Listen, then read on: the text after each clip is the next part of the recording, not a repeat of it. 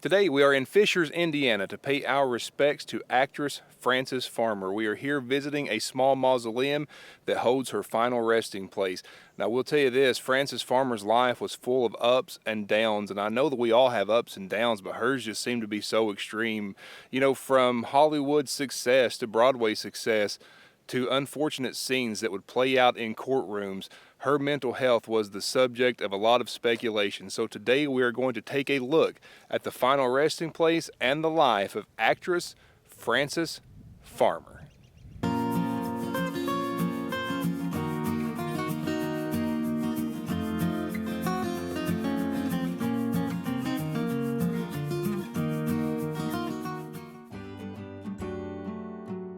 Born in Seattle, Washington in 1913, Frances Farmer's life would be marked with ups, downs, and all points in between. Farmer's home life wasn't a stable one. Her parents separated when she was young, and she moved with her mother along with her siblings. When her mother concluded that her children interfered with her ability to work, they were sent to live with their father. Farmer would later comment about the profound negative effect that her inconsistent home life had on her. Farmer would eventually attend college at the University of Washington. It was here during her sophomore year that she became involved with the university's drama department. She starred in numerous University of Washington productions. While in college, Farmer won a contest from a newspaper, The Voice of Action. Winning this contest allowed her to take a trip to the Soviet Union, and it was there that she visited the Moscow Art Theater. Upon her return from the Soviet Union, Farmer made her way to New York City in hopes of launching a career in theater. She completed a series of screen tests and eventually moved to Los Angeles, where she started working for Paramount. She was cast in the movie Too Many Parents in 1935, which became a box office success.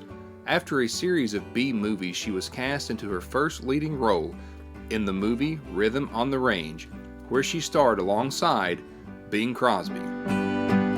Farmer during this time began to get somewhat of a reputation for being eccentric and not exactly a role model. Farmer was placed on loan to Samuel Goldwyn to appear in the movie Come and Get It. She starred alongside actor William Wyler, who actually said, "The nicest thing that I can say about Frances Farmer is that she is unbearable." During the premiere of this movie, it was said that she didn't exactly have the best attitude, appearing to be cold when spoken to by reporters. However, the film did receive praise from both audiences and critics, and suddenly, Frances Farmer found herself a star. Farmer would go on to star in other movies, but beyond her acting prowess, it seems that she was most remembered for being difficult to work with. Fed up with Hollywood studios, Farmer made a transition to theater, where she worked from 1937 to 1941. And once again, she was met with favorable reviews. She began rehearsing for a Broadway adaptation of Ernest Hemingway's The Fifth Column. It was during rehearsals for this play that she began drinking heavily in an effort to help with her depression. In 1942, Santa Monica police stopped Farmer for driving with her headlights on high beam. During the stop, she was unable to show a driver's license and became verbally abusive of the officers. She was suspected of intoxication and was jailed for the night, and for the incident she was fined $500. Farmer began filming in Mexico City, and while there she was charged with drunken disorderly conduct and disturbing the peace, eventually being forced to return to the United States. By 1943, she had failed to pay a fine that she owed, and a bench warrant was issued for her arrest. During the same time, a hairdresser alleged that Farmer had hit her in the face and dislocated her jaw. She had other run-ins with the law and eventually was arrested by officers but resisted. During the court appearance, she lashed out, knocking down an officer and bruising another. She had to be physically carried out and subdued. Although, thanks to the efforts of her sister-in-law, which happened to be a deputy in Los Angeles, Farmer was able to avoid jail time and instead was committed to the psychiatric ward of Los Angeles General Hospital. It was there that she was diagnosed with manic depressive psychosis. She was then transferred to the Kimball Sanitarium, which was a minimum security psychiatric institute in the San Fernando Valley. Here she was diagnosed with paranoid schizophrenia. She was also administered several forms of treatment, including insulin shock therapy, which was then a standard psychiatric procedure. Her family would later claim that they did not consent to the treatment, and Farmer later said that she was given this treatment for 90 consecutive days. She was able to make her way out of the institute and walked over 20 miles to her half-sister's house. The sisters contacted their mother to complain about the harsh treatments. Her mother then began a battle to take formal guardianship of Frances from the state. Her mother was successful in this request. The two of them left for Seattle, but it is said that they fought bitterly. Farmer's mother had her committed to the Western State Hospital in Washington.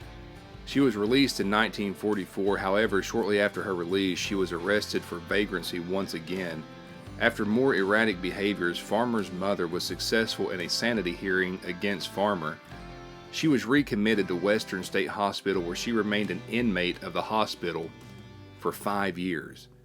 During this time, she was in a high-security ward designated for violent patients. In the years after her death, her treatment was a subject of significant discussion.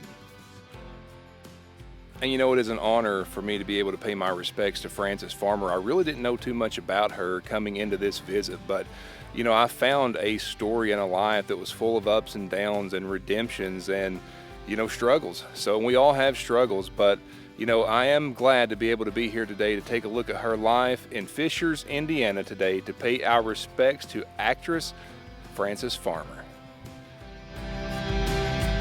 In 1951, Farmer was discharged from the care of Western State. Farmer was successful in her attempt to have her mother's conservatorship lifted. Throughout the mid-50s, Farmer would support herself in various jobs such as working at a hotel and as a bookkeeper and secretary. She met Leland Mikesell, which happened to be a broadcast promoter in Indianapolis, who recognized her. They would become romantically involved, and in 1958 they would marry. Farmer returned to the stage and began appearing in television dramas and other B-movies once again. Her return to the stage would prove to be a benefit for her, and she was actually able to host her own daytime program called Frances Farmer Presents for a local NBC affiliate. She made somewhat of a comeback and was actually awarded Local Businesswoman of the Year. Her and Mikesell had a falling out, and their divorce was finalized in Indianapolis. By this time, her show had ended, and although she was fired from the station's general manager, she was hired back 2 months later. Unfortunately, once again, during this time, she began to have substance abuse-related behavior problems. After a drunk driving accident, she became belligerent with officers, which really in effect would end her acting and stage career. In the final years of her life, she began an actress-in-residence job at Purdue University and would spend her time painting and writing poetry. In a sharp contrast to her life, she converted to Catholicism. During this time, she gave up drinking. She was diagnosed with esophageal cancer in early 1970. On August 1st, 1970, Frances Farmer passed away in Indianapolis, Indiana. She is buried in this mausoleum at Oak Lawn Memorial Garden in Fishers, Indiana. Her treatment at Western State became the subject of wild speculation as a result of her biography, which was published after her death. Claims such as being half drowned in ice baths, straitjackets, and even a lobotomy was alleged. It is still unknown whether these were facts or allegations made by a ghostwriter. A 1982 film entitled Frances, which was about her life, fueled these speculations. It has been suspected that several of those claims were fictionalized, especially the lobotomy, as no records exist that show that this occurred. Although she rests here, with no fanfare or praise, unceremoniously and quietly resting in this mausoleum, Frances Farmer's story is one full of twists and turns. Although her personal life had many downs, today we want to praise Frances Farmer's life and skill as an actress.